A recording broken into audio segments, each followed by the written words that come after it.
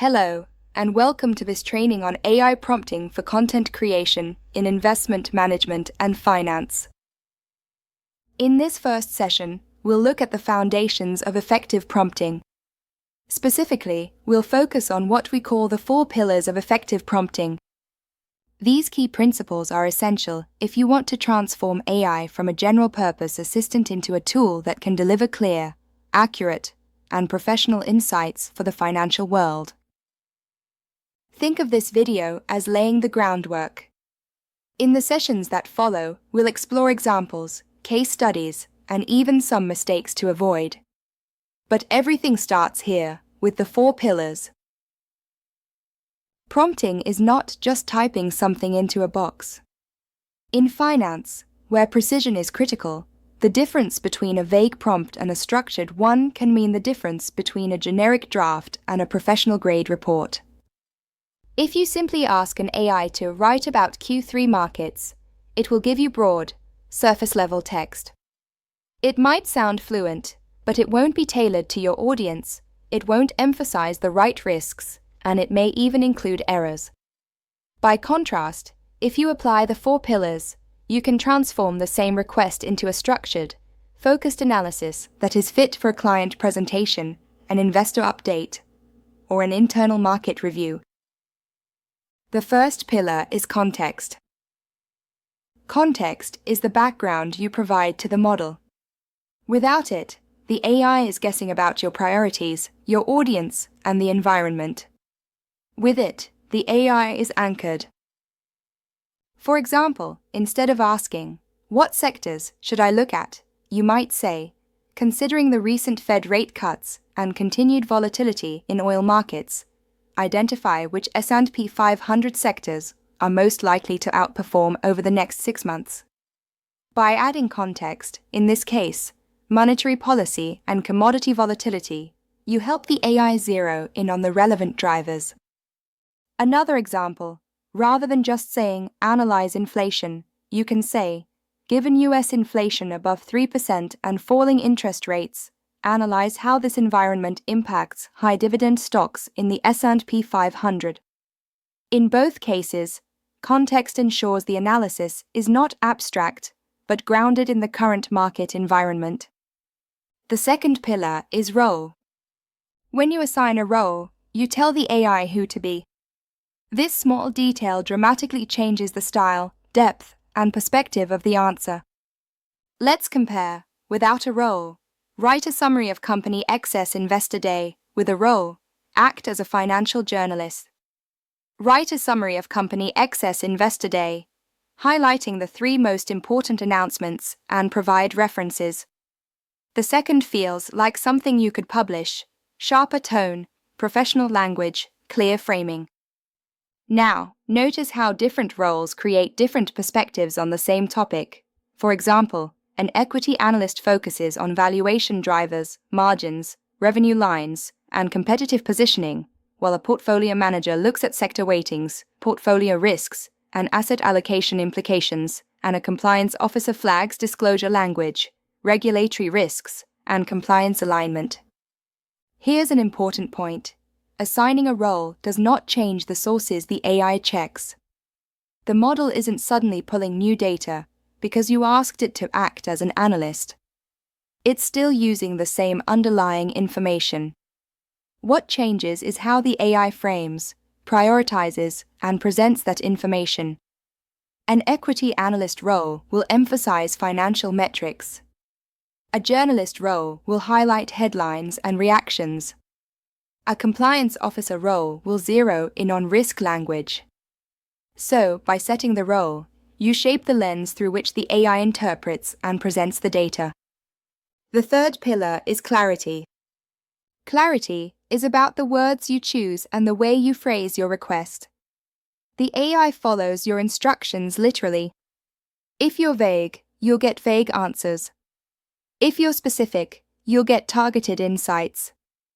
For example, instead of writing a vague prompt such as, "What are good stocks to buy?" try, "Identify the 5 highest-yielding dividend stocks in the S&P 500 as of October 2025. Rank them by trailing 12-month dividend yield, and only include stocks with a beta below 0.7. The second prompt is clear because it defines the universe, the metric, the time frame, and the filter. You've removed all ambiguity. Clarity also connects to the idea of examples. AI models are pattern recognizers.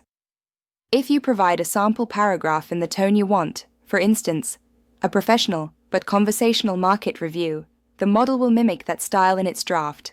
This is one of the fastest ways to fine-tune output without rewriting.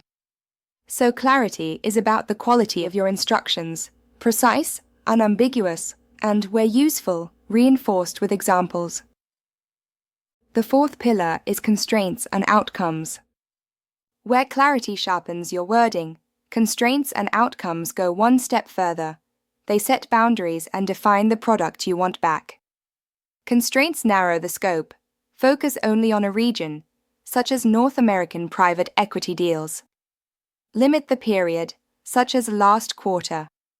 Restrict the number of results, such as top 3 companies. Outcomes describe the format you want the answer in, a table with specific columns, a bullet list of risks or opportunities, a short summary suitable for a client note. Here's a concrete example. Too broad. Analyze the performance of technology stocks. With constraints and outcomes, analyze the performance of the top 3 technology companies in the S&P 500 over the last quarter. Present results in a table with company name, stock price change, and one key driver of performance. The difference is that now the AI can't wander. It must stay within the defined scope and deliver in the format you requested. So while clarity is about instruction quality, constraints and outcomes are about turning that instruction into a usable, professional deliverable. Alongside these 4 pillars, there are a few supporting practices worth remembering. First, adaptability. Think of prompting as a dialogue, not a one-off command. Refine your request step by step. Second, feedback. Tell the AI what worked and what didn't, and guide it towards improvement. And finally, continual learning. Update your prompts as markets evolve. What works in one environment may need adjusting in another. These practices will make you more effective, but the pillars remain the foundation. Before we close, let's look at some common pitfalls to avoid. Vagueness. Prompts like "write about markets" are too broad and produce generic answers. Overloading. Packing too many tasks into one prompt, such as analyze Q3, forecast Q4, and build a portfolio, leads to unfocused results. Ignoring the audience. Writing for institutional investors is not the same as writing for retail clients. If you don't specify, the AI may miss the mark. Lack of constraints. Without time frame, region, or scope, the AI tends to drift. Compliance blind spots. If you don't tell the AI to provide references, it may hallucinate data. In finance, even small inaccuracies can be costly. Avoiding these mistakes will save you time and ensure your outputs are sharper from the start. So, to recap, the 4 pillars of effective prompting are: 1. Context. Set the background. 2. Role. Tell the AI who to be. 3. Clarity. Use precise, specific language and reinforce with examples. 4. Constraints and outcomes. Define the scope and final deliverable. Together, these pillars transform vague instructions into structured, professional-grade outputs. They save you time, improve the accuracy of your drafts, and make AI a reliable partner in your investment content process. In our next session, we'll zoom out and explore the world of large language models.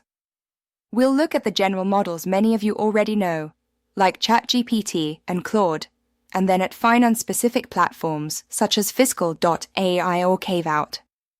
By the end, you'll know which tools are best suited for which tasks. See you there.